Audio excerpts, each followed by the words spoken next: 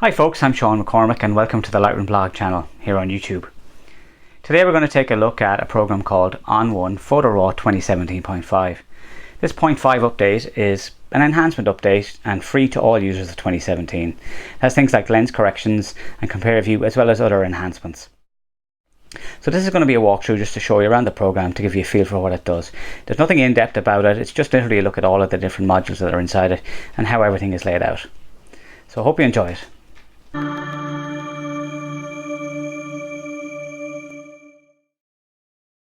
We're going to take a quick look here at On1 Photo Raw 2017.5. Like I said, this is just literally a quick look just to show you what's going on with it. So we're in the browse mode, which is how you get around your files, how you find where your files are and stuff like this. So I've already gone into a particular folder that's on my G drive.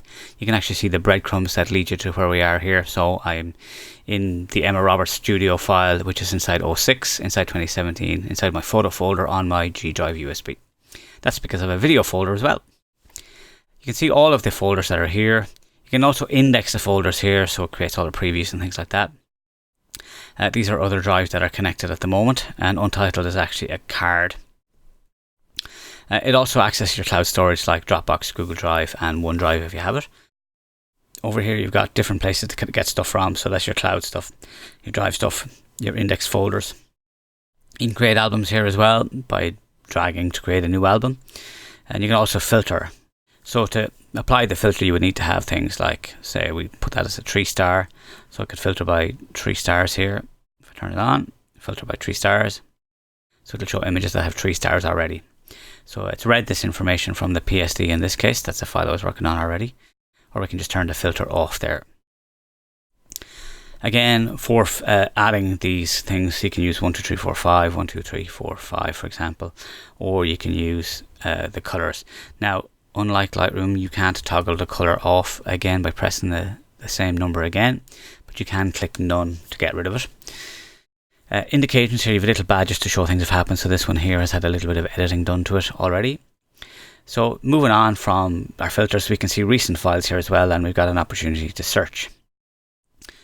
On the other side we have information, so here's the camera information and the lens information. And you have things like the size of the file, and of course you also have the file size, the physical file size, which is hard to see in Lightroom. It pulls metadata from the camera that you can add yourself as well. It's pulled my name here because on the XT2, one of the new firmware options give you the ability to do this. It is common in lots of other cameras though. You can add your description and keywords here as well. And you can also show your standard EXIF information, as well as having way more IPTC information to add yourself. Or again, you can hide that too. You have a couple of different views as well, so we're kind of in the grid view. We also have a loop view, which is a single image view, and then below that we can check things like when it's loaded, of course.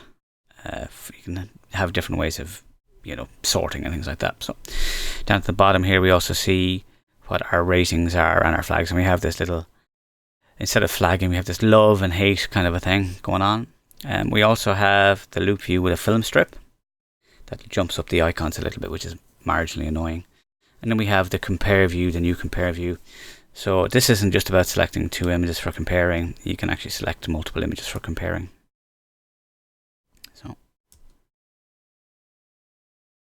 So if we bring up a couple of images, you can see that they will then spread around the screen. So that's the compare view, which is new. I find compare view to be great because you need to be able to see more than 2 images, 3 images at a time to get a comparison. So I click lock, pan and zoom. I can zoom in on this one image and it'll bring up the same position. If I go to move around, they'll all move around as well. You can also obviously change the size of the zoom here if you want. So that's just to show you that.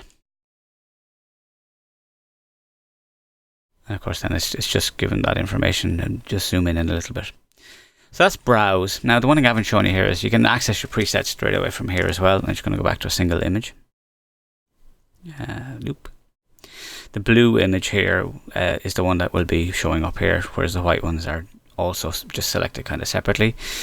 By clicking on architecture, it'll go into the actual presets and you'll get a preview of the presets here.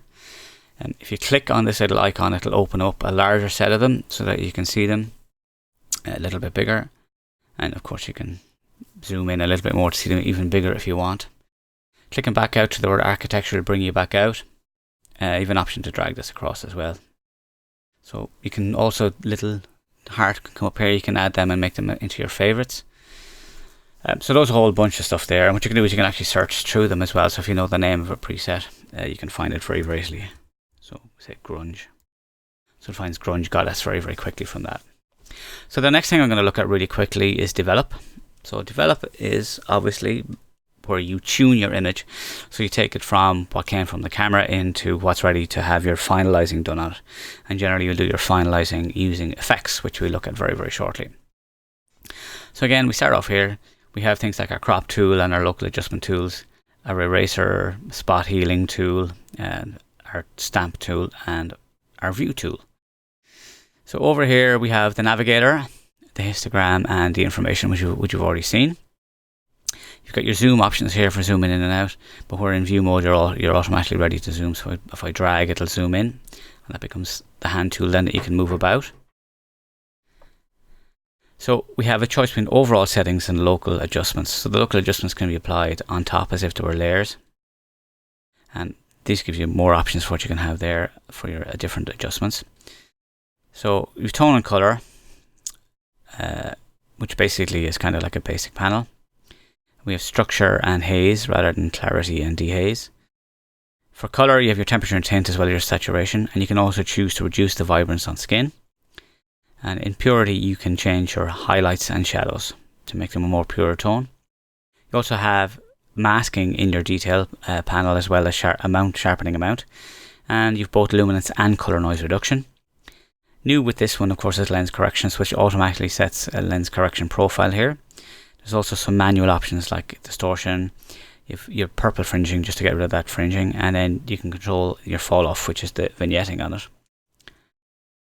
So that's just a very, very quick look at what's going on with that. With local adjustments, you have the adjustment here, and you can just change the adjustment and just apply them locally, basically. So you've got lighten, darken, vibrance, detail. So you have all of these options here, basically.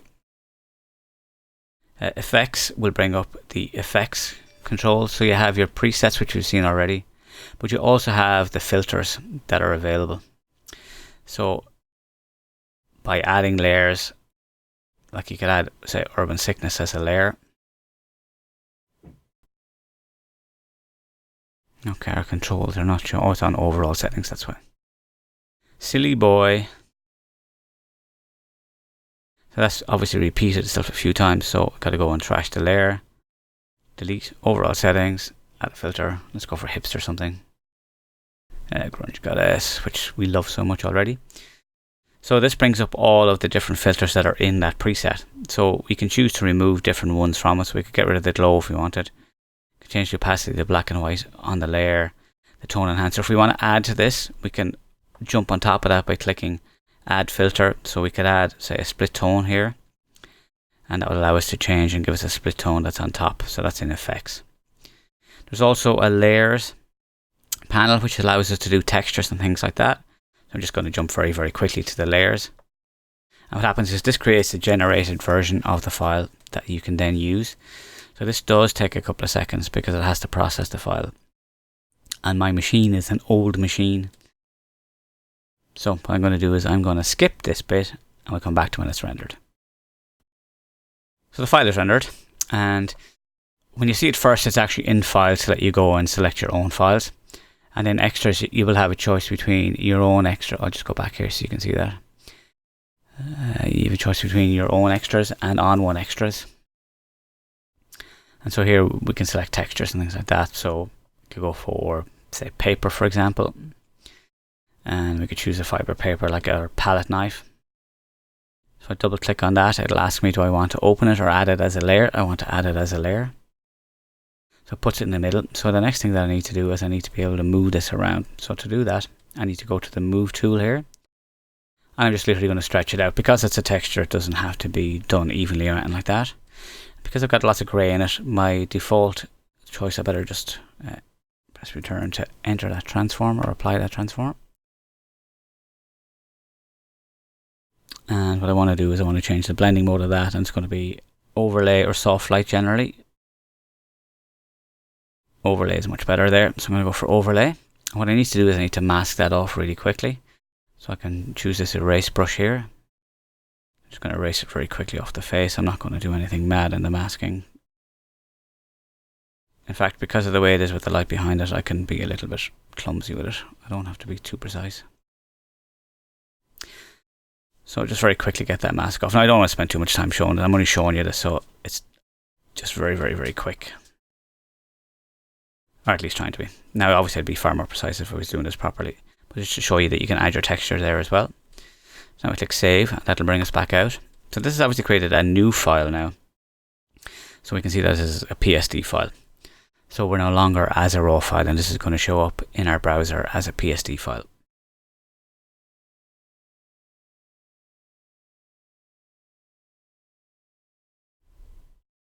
So now I'm going to go back to browse. Okay, save and close. But I was just saving it, so it should have done that.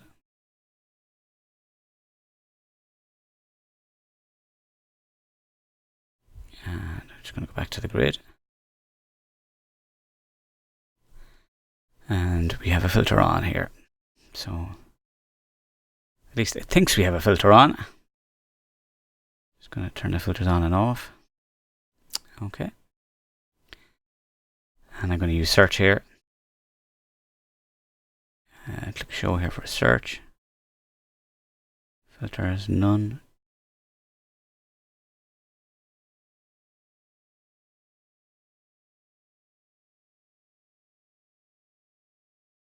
Right, there we go. PSD. Right. So we can now see that file there. Some very quick things before we end. If we come down here, we've got our exports. We can send stuff out, so you can choose the location it's going to and the file names that you're going to use basically for there. So you can save these as presets to be used again. So I'm going to click cancel under export. And there's also the share option here, so you can share to mail, messages, Twitter, Facebook, etc, etc. I'm not going to go to them in detail. You've got your settings options over here. So this is where all your preferences are, and you can change things inside here. Files, plugins, you know, all of the stuff here. And, you know, so you can sign in and all that kind of stuff to have access to that too as well. So, one thing I didn't mention was Resize. Resize is just literally for resizing the image. And again, it loads a copy of the image.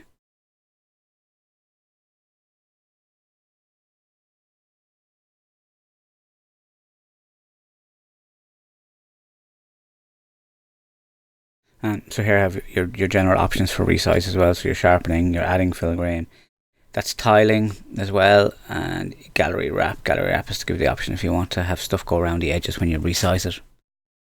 So that is just a quick look at Resize basically. So that is on1 PhotoRAW 2017.5. Just a quick overview. Hi folks, hope that was useful to you. Thanks for watching. Give it a thumbs up if you liked it. Subscribe if you haven't already. And thanks for watching.